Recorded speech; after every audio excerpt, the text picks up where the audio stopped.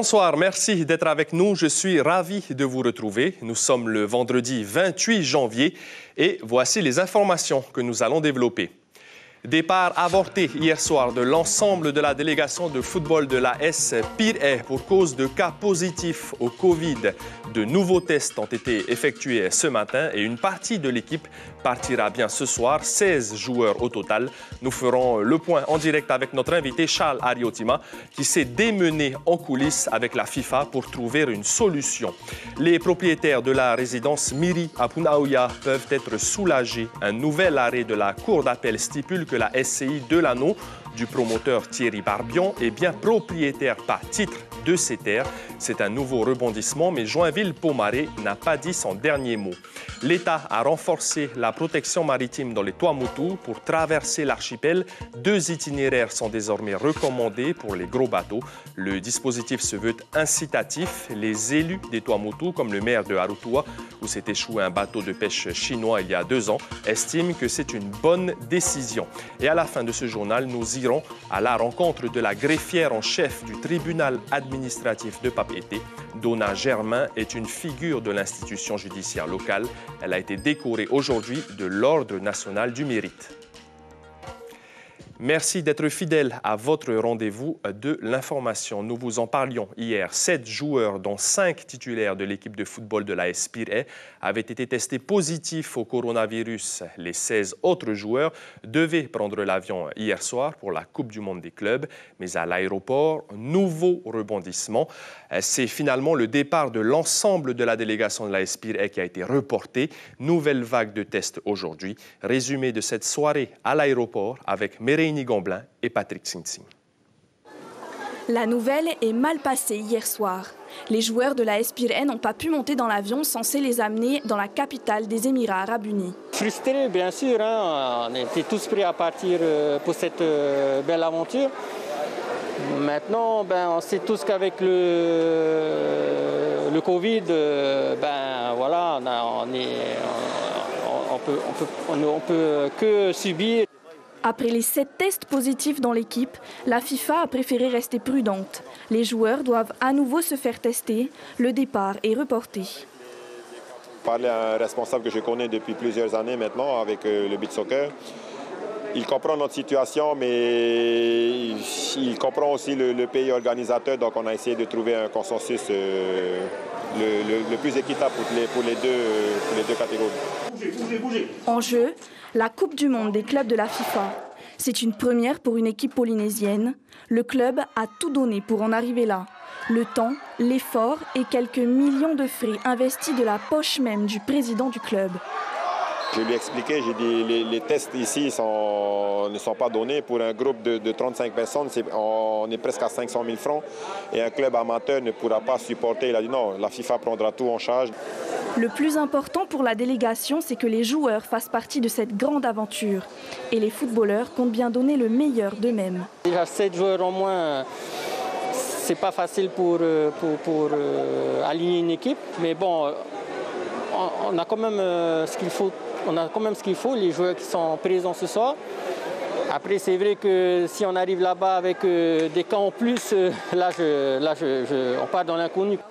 Leur première rencontre est prévue le 3 février face au club d'Al Jazeera. Ils doivent être au moins 14 pour participer à la compétition. Alors, on vient de l'apprendre, une partie de la délégation va pouvoir partir ce soir. Combien de joueurs? Nous allons le savoir avec Charles Ariotima, directeur des compétitions de la Fédération thaïsienne de football et administrateur de l'équipe de l'AS Pirée auprès de la FIFA dans le cadre de ce déplacement. Charles Yorana, merci de prendre un peu de votre temps pour répondre à nos questions. Nouvelle vague de tests ce matin. Quelle est la situation à l'heure actuelle? Oui, tout d'abord, il y en a tout le monde, ceux qui nous suivent là ce soir. Donc nous avons refait les tests ce matin, aussi bien ceux qui étaient négatifs et ceux qui étaient positifs. Donc c'est sorti que sur les 6 joueurs négatifs, ça a été confirmé donc, avec les résultats qu'on a reçus là tardivement à 17h. Donc les 6 sont toujours négatifs. Malheureusement, les 7, on les a encore testés, ils sont toujours positifs. Alors, qu'est-ce qu'il advient maintenant? 16 joueurs négatifs qui vont partir, a priori, ce soir. Les 7 autres ont encore une seconde chance? Oui, effectivement. Donc ce matin, on a discuté directement par message avec le responsable, le coordinateur général du tournoi. Donc, ils leur ont demandé, dimanche, ils vont refaire encore un autre test. Si parmi eux, il y en a qui sont négatifs, ils prendront l'avion et nous rejoindront directement sur Abu Dhabi, soit dimanche soir, soit lundi soir au plus tard. Ce qui est sûr, c'est que Pirée disputera bel et bien cette Coupe du Monde des clubs, puisqu'il faut, on l'a entendu dans le sujet, un minimum de 14 joueurs. C'est bien cela, hein, Charles? Oui, parce que les règlements de la FIFA, au niveau des matchs, c'est toujours 11 titulaires et 3 remplaçants au maximum. Donc, c'est pour ça que la FIFA nous a recommandé ce matin qu'il y ait au moins 14 joueurs pour partir. 16 joueurs qui partiront, donc peut-être parmi les 7 qui sont positifs à l'heure actuelle. Ce chiffre pourrait encore évoluer. Comment ça se passera ensuite à Abu Dhabi rapidement, Charles? Il y aura encore une autre batterie de tests? Oui, donc déjà là, nous sommes en train de remplir donc, un lien pour les informer des tests que nous avons effectués ici. En arrivant pas à Abu Dhabi, puisque nous allons atterrir à Dubaï. Par contre, lorsque nous allons atterrir à Dubaï à 23h20, de suite, ils vont nous exiger. Donc, on fera un test PCR avant justement de rejoindre Abu Dhabi par le bus d'une durée environ de 1h30. Merci beaucoup, Charles Arieltima, pour ces quelques réponses. Informations à retenir. Donc, au moins 16 joueurs partiront bien ce soir. Et si tout se passe bien pour l'AS Pirée, vous pourrez donc suivre le match contre Al Jazeera dans le cadre de la Coupe du Monde des clubs jeudi matin, le 3 février, à 6h30, heure de Tahiti, pour le coup d'envoi. Merci aussi à Patrick Tsing à la caméra et à la transmission. Le variant Omicron continue de gagner du terrain silencieusement au sein de la population polynésienne. 579 cas actifs selon le dernier bulletin épidémiologique, 222 cas supplémentaires en 2 jours. Une personne est actuellement hospitalisée. Près de 180 000 personnes ont reçu au moins une dose du vaccin. Le taux de vaccination des 12 ans et plus est de 77,5%. Ce fait divers désormais, un incendie s'est déclaré hier soir aux alentours de 21h dans le quartier de Heiri à Fa'a. Une maison a été détruite par les flammes. Cette servitude privée située à l'arrière d'une poissonnerie et d'un garage de pneus est dépourvue de bouche à incendie. Les tuyaux ont donc été tirés jusqu'au rond-point de Heiri. Écoutez Ar'inui Tarahu, le chef de la police municipale de Fa'a. Il évoque les hypothèses sur le départ du feu au micro de Lucille Guichet-Tiraou. Les premiers éléments qu'on a, départ d'incendie, c'est une maison jumelée. Départ d'incendie qui serait parti d'une petite cabane. De fortes chances que ça soit accidentel. Des premiers éléments, sûrement un tortillon ou un truc comme ça. Donc ensuite, les voisins alertent tout le monde. Ils sortent le monsieur qui est là-bas, le propriétaire des lieux, qui est apparemment en état d'ébriété. Ils sortent de la maison et ils appellent les secours en même temps. Donc arrivée des pompiers, et pompiers FAA et Punavia qui arrivent en renfort. Le soulagement des propriétaires de la résidence Miri à Punaouia. L'information a été révélée par Tahiti Info. Un nouvel arrêté de la Cour d'appel stipule que la SCI Delano, du promoteur Thierry Barbion, est bien propriétaire par titre de ces terres. Joinville-Pomaré ne l'entend pas de cette oreille. Il faut dire que dans cette affaire, la Cour de cassation a déjà cassé 2 arrêts de la Cour d'appel. On fait le point avec Cybèle Plichard et Patita Savea. Pour les 922 propriétaires de la résidence Miri, après des années de procédure, l'arrêt de la Cour d'appel est une délivrance. C'est un grand soulagement que le tribunal, en Cour d'appel, a acté qu'on est vraiment propriétaire du lieu où on habite en ce moment. Dans un communiqué, le syndicat qui regroupe l'ensemble des résidents propriétaires n'oublie pas pour autant les difficultés passées. Il y a 6 ans, l'arrêt de la Cour d'appel estime que ni la SCI Delano ni les consorts Pomarié ne sont les propriétaires. Conséquence, les opérations d'achat en cours sont gelées plusieurs années jusqu'à ce que l'arrêt soit cassé par la Cour de cassation. Cette fois, la Cour d'appel s'est concentrée sur l'analyse des titres depuis leur origine. Auparavant, le débat se portait essentiellement sur la prescription acquisitive, trentenaire, décennale. Et c'est la nouveauté, on est revenu aux fondamentaux, les titres. On appelle ça les tomités, ce sont les déclarations de propriété qui ont été effectuées dans les années 1850. Une nouvelle décision de justice qui ne décourage pas l'activiste Joinville Pomaré. Pour lui, il s'agit d'une justice coloniale. Nous allons demander le dépaysement de cette affaire au niveau de la Calédonie. Parce que nous ne pouvons pas continuer à avoir des juges qui ont leurs enfants, leurs familles, qui ont des propriétés sur cette terre de Midi et qui prennent des décisions à l'encontre des autochtones que nous sommes et qui sont réellement propriétaires. Si par 2 fois elle considérait effectivement qu'il n'y avait même pas de titre et que donc ce n'était pas possession, et qu'aujourd'hui elle considère à contrario que c'est par titre, je me pose la question de savoir si le droit français est encore logiquement applicable concernant les spécificités foncières de la Polynésie. Il y a quand même un vrai problème à ce moment-là d'insécurité. La famille Pomaré envisage de se pourvoir en cassation, mais cette fois, les propriétaires comme le promoteur se disent plus sereins. Le bateau de la flottille administrative de Polynésie française, le Tahiti Nui 1, a pris le cap pour les îles Tonga en fin d'après-midi. Il transporte, je cite, le témoignage de notre affection et l'expression de notre solidarité. C'est ce qu'a déclaré le président Édouard Fritsch. Les cales du navire sont totalement remplies. Près de 250 mètres cubes de matériel et plusieurs tonnes de dons divers ont été embarqués. Le périple de 2800 km vers Tonga a donc débuté. 4 jours de navigation sont prévus pour s'y rendre. Brigitte Olivier et Heidi Enko sont à bord du Tahiti Nui 1 et vont suivre cette mission humanitaire. Alors Brigitte, votre timing est pour l'instant parfait. Eh bien Marouki, nous sommes à l'heure pile. Il est 17h et le bateau, le Tahiti Nui, s'en va, vient de larguer les amarres. Vous voyez le port déjà qui s'éloigne. Alors à bord, 166 tonnes de marchandises qui ont été données par des associations, par le pays, par des particuliers. Il y avait aussi une grosse délégation de Tongiens vivant à Tahiti qui était là pour dire au revoir aux membres d'équipage. Alors là, nous avons 4 jours de mer. Dans 4 jours, nous devrions arriver à Nuku'alofa. Je l'ai mal dit, je suppose, mais bon, c'est pas grave, vous m'en voudrez pas. Et puis, nous verrons donc si nous pouvons descendre à terre, ce qui n'est pas sûr, puisque les Tongiens veulent se protéger de la Covid. Nous avons tous été testés ce matin, nous sommes tous négatifs, mais on ne sait jamais. Voilà, Marouki, vous n'aurez pas beaucoup de nouvelles de nous, puisque donc pas d'Internet, pas de liaison possible.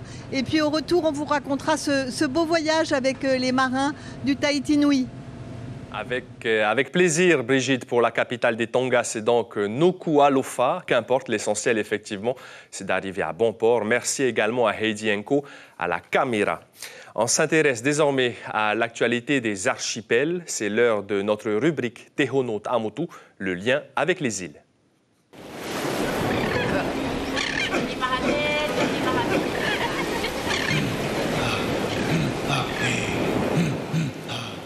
Et ce soir, nous prenons la direction de Arutua, située à quasiment 400 km de Tahiti. Depuis le 21 mars 2020, le bateau de pêche chinois, le Sheng Gongshun 1, s'est échoué sur le récif. L'occasion pour nous de parler de l'actualité de ce début de semaine, la présentation des voies maritimes recommandées dans les Tuamotu. Les navires en transit de plus de 15 mètres qui naviguent dans la zone économique exclusive de la Polynésie française sont désormais orientés vers 2 voies maritimes de navigation. La première entre Mataiva et Tikehau et la deuxième entre Marutea Nord et Hikueru. Nous sommes en direct avec le maire délégué de Arutua, Reupena Taputuar'ei. Yorana Tavana, merci d'être avec nous. J'espère que vous nous entendez bien. Arutua est au cœur de la zone à éviter et donc préserver des passages de bateaux. Vous êtes satisfait, on imagine, par cette mesure de l'État? Tout d'abord, bonsoir. Je voudrais adresser mes meilleurs vœux à toute la Polynésie. Effectivement, nous nous trouvons au centre. Je suis bien satisfait de la décision qui a été prise au commissaire. Alors justement, qu'est-ce que ça va changer? Ça va éviter que des gros bateaux puissent venir aux alentours et traverser des atolls comme Arutua, Kaukura, Apataki, Whakarava? Tout à fait. De la décision qui a été prise, nos îles sont évitées. par ces gros bateaux-là.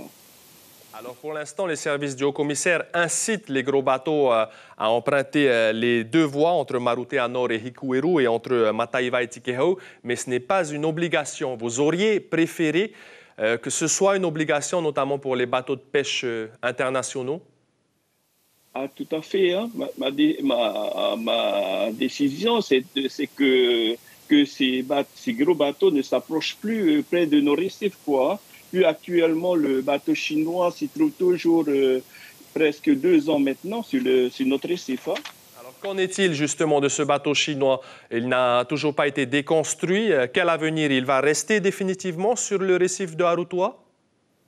Non, pas du tout. L'opération est toujours en cours. Le problème, c'est l'acheminement des matériaux prévus début janvier a eu un retard dû au Covid. Mais il y a une vidéoconférence est prévue lundi matin par la directrice de la DEPAM et la société qui devait effectuer cette opération. Mais rassurez-nous, on n'a pas raté le début de l'opération de déconstruction. Ça n'a pas encore commencé. Non, pas du tout. Pas du tout. Dû au Covid, c'est pour ça qu'ils n'ont pas vite envoyé les affaires. Hein. Donc, vous attendez toujours. Tavana, une autre question par rapport à l'économie de la perle et les greffeurs chinois. Est-ce que ça repart un petit peu de l'avant et est-ce que des greffeurs chinois sont revenus un petit peu à Arutua?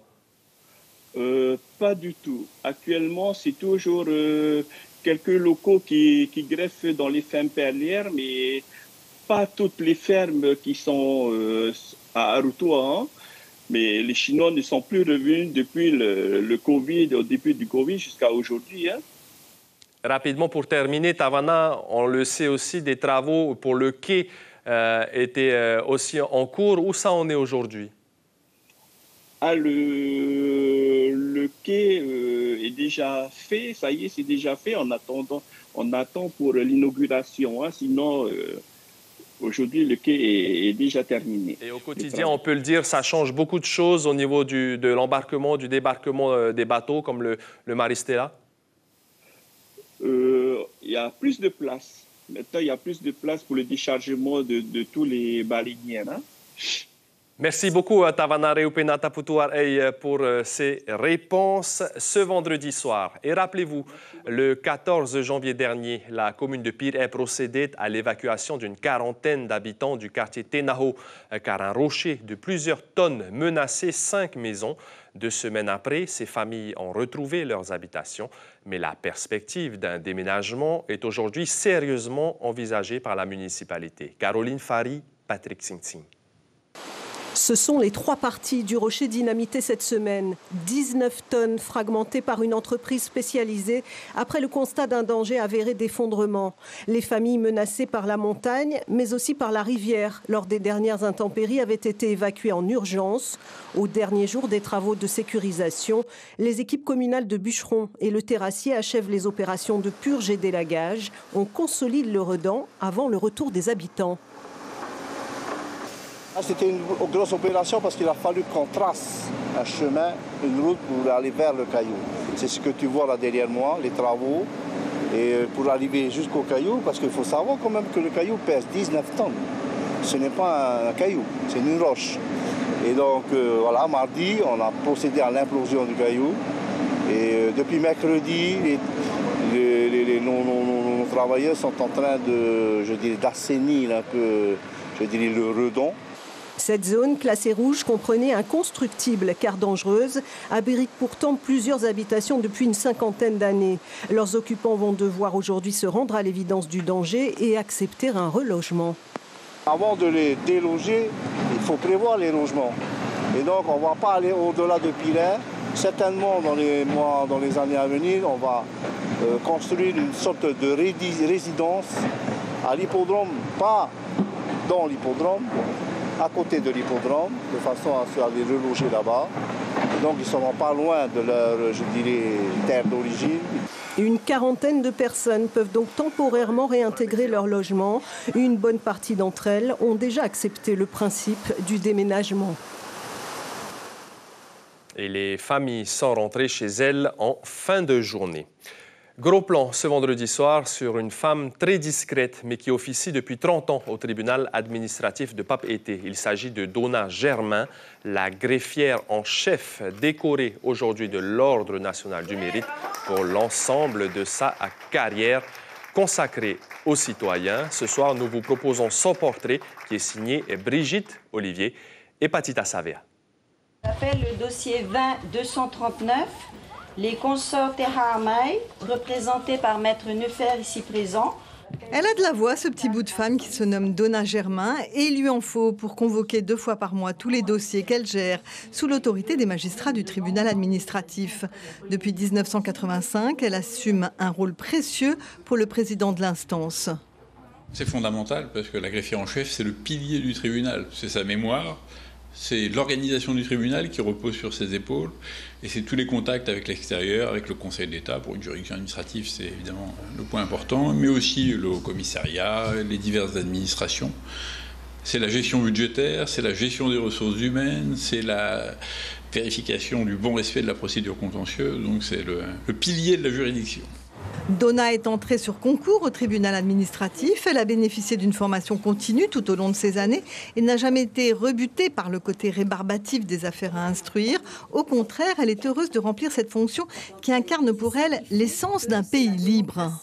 Voilà, les décisions des hommes politiques, de nos institutions, peuvent être contestées. Et ça, c'est important. Puisque la France est une république et une démocratie. Voilà, il faut savoir que lorsque vous recevez une décision de l'administration, elle peut être contestée devant le tribunal administratif.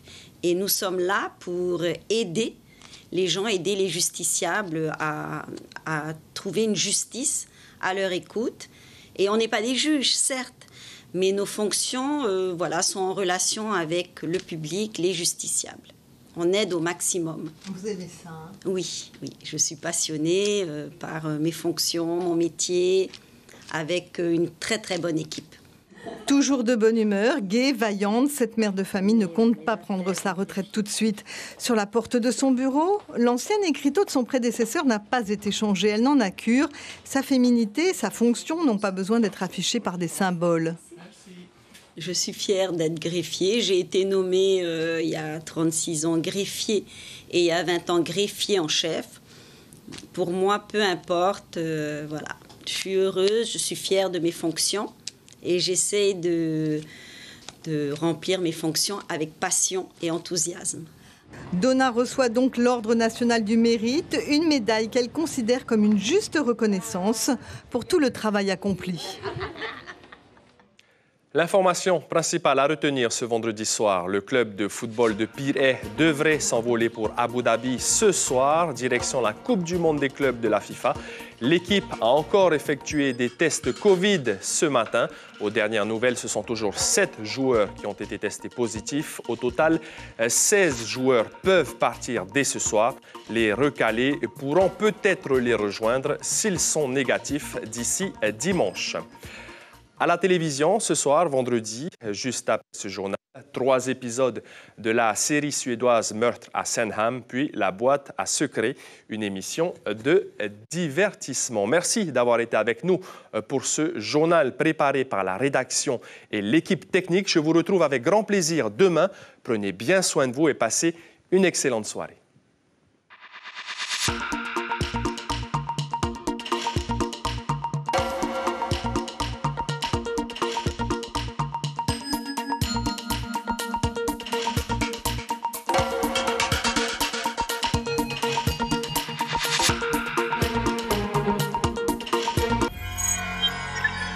Retrouvez ce programme en replay sur notre site internet.